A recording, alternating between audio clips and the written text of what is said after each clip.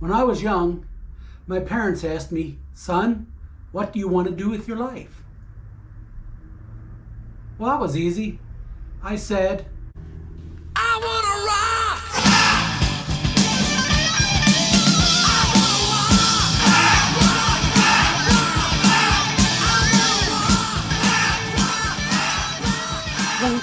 In this soft earth, some of this was already pre-dug. Well, back up in here it hasn't been because there's these large rocks weren't placed in here. They're here from when they fell here, and so we just have our dirt here and we have our hanging sifter here, and we just kind of sift through it, let the big stuff drop back into the bucket here, and then we hand pick through that bigger stuff. And yeah, that's about it.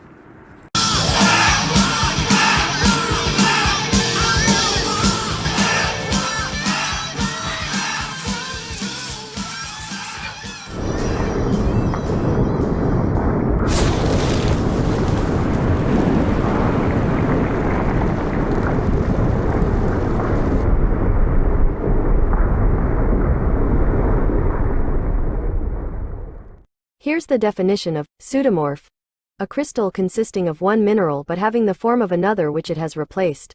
An incrustation pseudomorph, also called epimorph, results from a process by which a mineral is coated by another and the encased mineral dissolves.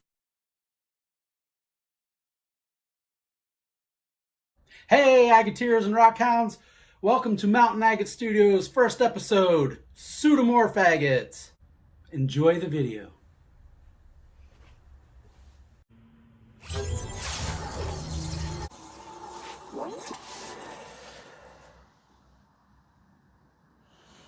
Basalt pseudomorph agates. These are the type of agates that we collect. And how do they form? Well, let's find out. Basalt comes out hot. Gas bubbles form, and we call these voids vugs. Water brings down minerals into these vugs, in this case, calcium carbonates that form calcite crystals. Then silicates start to wash in and begin to coat these calcite crystals. Over time, we can get bands of these coatings, one after another, building in towards the center. It's pretty cool. You can get water lines. These are little ponds at the bottom full of minerals, and these minerals build up. It's silicates. And the bands can build, and even crystals will build up. And here we would have a geode. It's not released yet, so let's erode away this basalt. Over time it breaks down, deteriorates, and through weathering processes disintegrates pretty much into nothing. What do we have left? We have an agate nodule. Well, it's an agate nodule, but it's still surrounded by the calcite.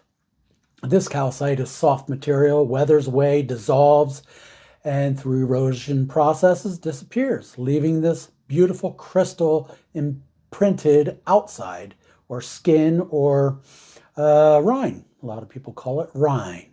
Pseudomorph agate after calcite, and that's what you're left with. So coming up here, we'll look at some video footage of a bunch that I've collected over the past.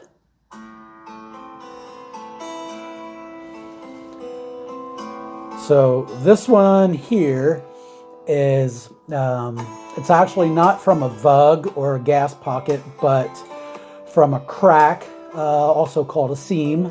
So this is a seam agate with calcite crystal impressions.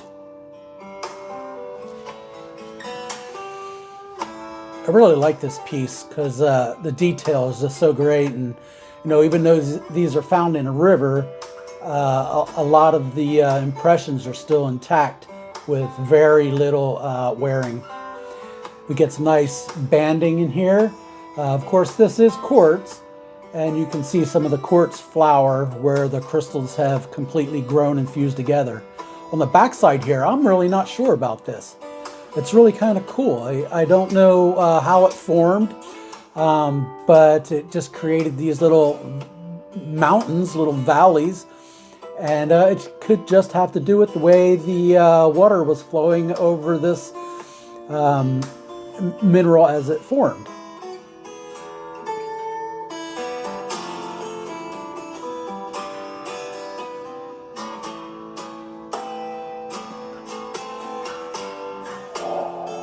So this next piece is a chunk of quartz flower, or again, quartz cluster that had completely grown together and fused. And it has a really nice outer rind. Again, you can see it almost looks like someone took a cuneiform tool and was pushing it into clay, you know how the old cuneiform tablets were written. But this again is a pseudomorph. It's not completely agate, and this rind being the color it is, and where these are found in the Oregon's northwest coast range, it's very possible that this is would be considered a chert or a chalcedony type of jasper. It's really hard to tell if it's translucent because it is kind of thicker rind. But I really do like this piece. You know, any of these pseudomorphs, they'll never hit a tumbler. I won't ever tumble these. I might cut faces in some of them and polish the faces, but other than that, no. Oh yeah, this piece is awesome. I really like this piece. You know, when I look at it here, can I describe? You know, I'm not sure that this is after calcite. The crystal impressions are very square, as you can see there as I zoom in. And really, I think it's iron pyrite. I'm not seeing iron staining in here, although all my specimens here have been, no, not all of them actually. Most of them have been cleaned to some point, at least with a pressure washer. And look at that, you can see the facets, or what was facets, from the crystals that have eroded away. But it really does trick people. People believe that, oh, they found crystals, but it's not. It's a pseudomorph. It's a pseudomorph agate in this case.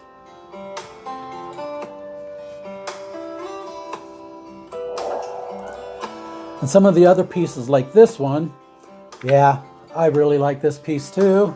This one is, it's a quartz flower. It does have some agate inside of it because you can see the banding in there, but it's certainly macrocrystalline in some parts of it, and it could be microcrystalline and the very center of it being agatized.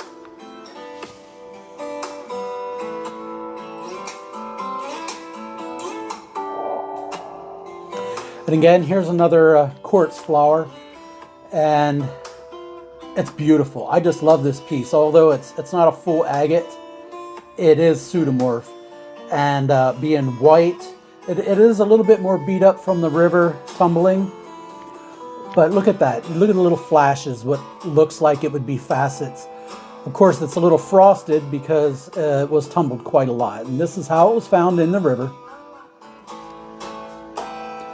It's got a cool little like cave dropping down in there, and wow, zoom in a little bit to it and look at that.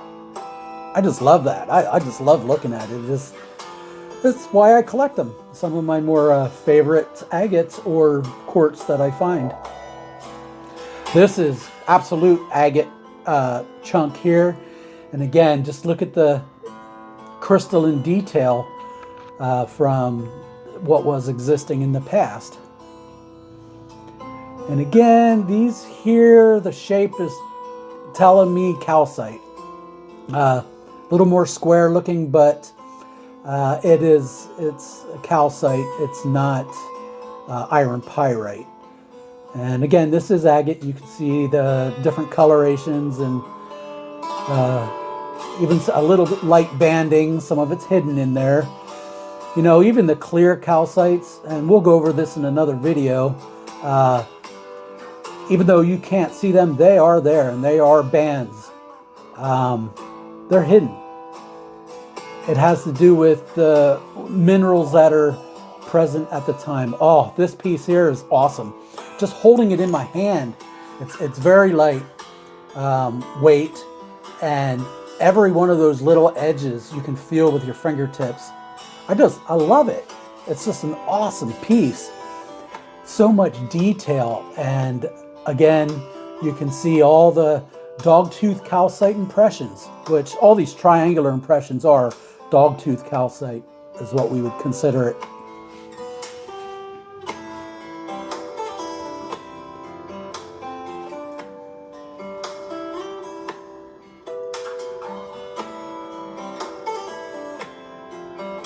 Yeah, and this one here also has little tiny crystal pockets on the edges of it.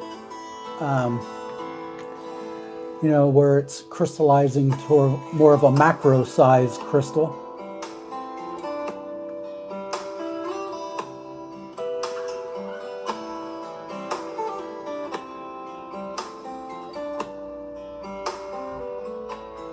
Yeah, it's a pretty cool piece.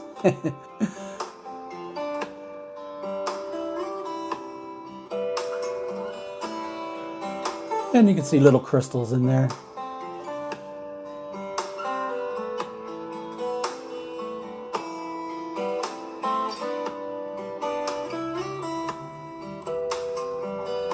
Yeah, this stuff is fun to find.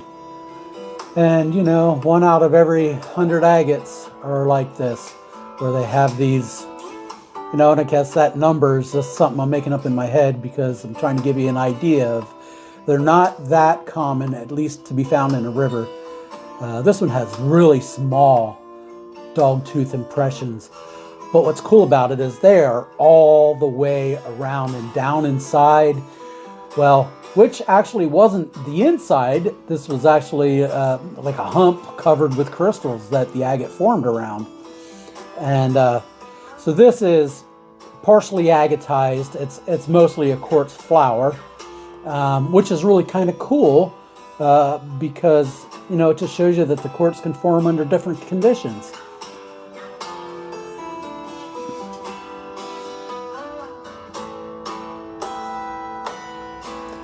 And one thing I really, really like about this piece is it does have a little cave of crystals in there. I just want to live inside there. It's so cool, you know, and I'm holding this piece right now, looking at it, and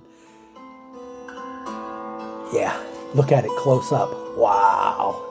I just love it. That bigger crystal's about 1/2 an inch, 3/8 of an inch. Anyway, at the base. And yeah, it's another one. Pretty much the way it was found in the river, except I did put a flat facet on the side. So I hope you learned a little bit about pseudomorph agates there and what we find. And now it's time for In Cahoots. Mountain Agates is now in cahoots with Misty Riemann. And Misty Riemann comes to us from Lynn County, Oregon. And she submitted some photos of pseudomorphs that she took and self-collected. And yeah, these are pretty neat looking. It's not like anything I get around here. And wow, really neat looking markings in there. It's kind of a plate, maybe just because the way it's shaped. I'm thinking a sea maggot, or at least quartz, with a nice rind on it there. And on the other side, it looks like it has quartz crystals, some druzy. I bet that thing sparkles when it's in your hand. So anyway, Misty, thank you so much for submitting these photos. And we hope someday we'll have you here in the studio and we can see some of your other stuff. So thanks. Hey, agateers and rockhounds. Thanks for stopping by and checking out Pseudomorph agates. In episode 2, I'll be cleaning river rocks. River agates, to be more specific. And I use muriatic acid, iron out, baking soda, and a high pressure washer. I'll show you my sequence and before, during, and after.